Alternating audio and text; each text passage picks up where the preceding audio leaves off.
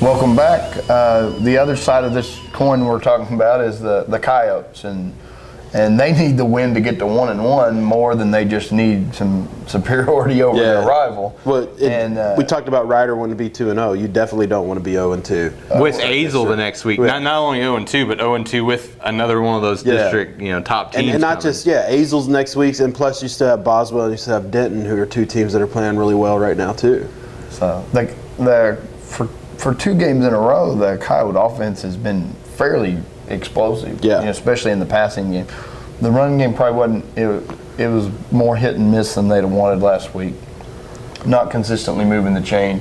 And I don't know, the middle of that Ryder defense, can Oldham move them enough to make some first downs? The Ryder can give up some big plays. I mean, they've shown that they do it. They're more of a bend, don't break defense than they are anything. Now, they've got a very good defensive line. I mean, R.D. Wegman up there. Braden Burgess is having a fantastic season.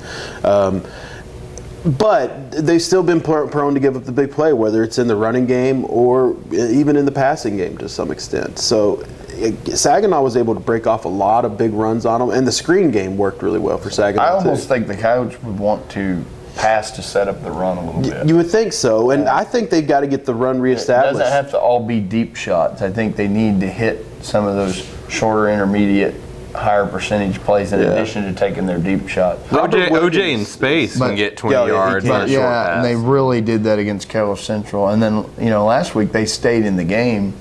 Clark had another 130 yards receiving, and Penn makes some really good catches. If the ball's thrown up and they're one-on-one, those guys tend to go get it.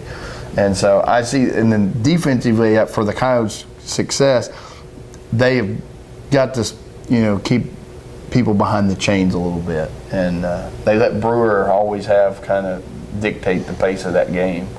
And so they've got to get it slowed down. I think the Coyotes need to play with the lead.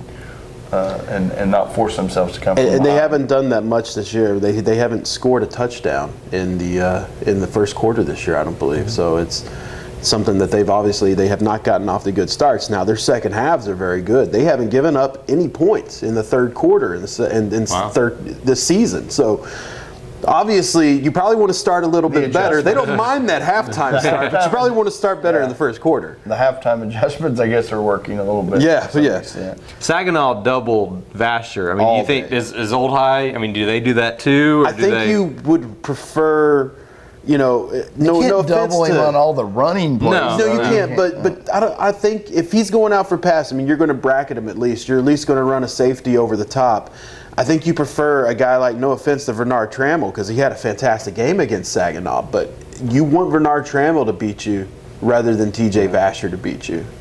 I think that's just how it is. Yeah. Or Cody as well, Cody Taylor, maybe you want him to beat you. And I don't know how, Vasher's a different sort of receiver than they've had to deal with the last couple of weeks, but the Coyotes, a lot of times, if they can get you in must pass, they are so quick at so many positions and they get to the ball that a lot of times when you drop back to pass, it looks like they have a better chance of scoring than the offense does. And so, I mean, I think if Ryder's passing on their terms, they're in good shape. If they're passing because it's 3rd and 13 and they can get over there and bracket him and they get pressure, they send a linebacker or Nash just decides he wants to take over, then I think the Coyotes are playing like they want to play. But if it's a succession of 2nd and 3s, they're in trouble. Yeah. They can't stop 2nd and 3 passes. And that's why the trenches are such a big deal to me in this game. When you look at Ryder's O-line against Garen Nash and that defensive line of Old High, I mean, they are really good at rushing the passer. They can be very good at rushing the passer. And that's Nash or someone like Taiwan St. James blitzing from a linebacker position. Yeah. So, I mean, I think I still see – I haven't really wanted to pick this game ahead of time, and I still see I think I'm going to flip a coin. A method for both teams to win. Oh, absolutely. I don't know who to pick. I'm just perplexed by it. I have no idea. Guns. Yeah, that's what Bindle's telling me too. But Bindle's wanting you to pick Old High. He likes the underdog role, but so I don't know. They went and got a big road win. Yeah. While the Coyotes lost at home, so that kind of hurt their underdog mentality. It does. it's almost a flip a coin. It really is. If you were putting a line on this game, which I know Pigskin Prep does, but yeah, I say you flip a coin. It's a pickle. It is, and the district itself, we didn't really hit on that earlier.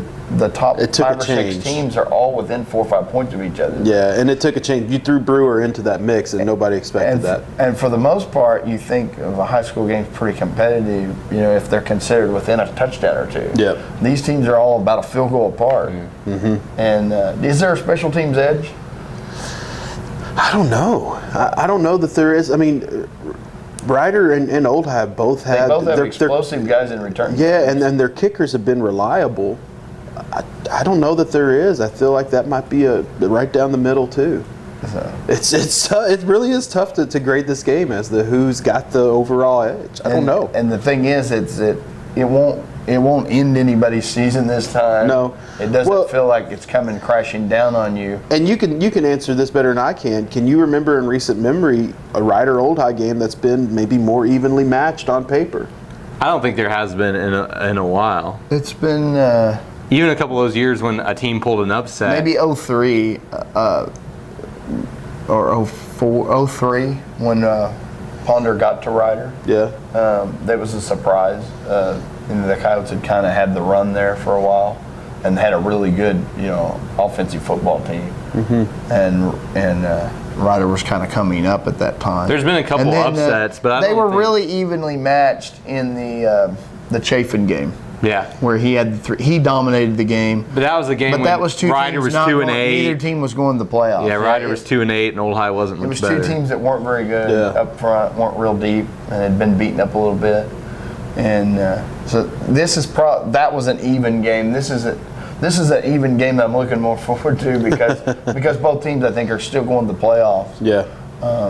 But we're going to see if we were looking at this segment from the Coyote deal, if they've got the resolve to bounce back from a loss the way they did from the Tascosa loss. Yeah.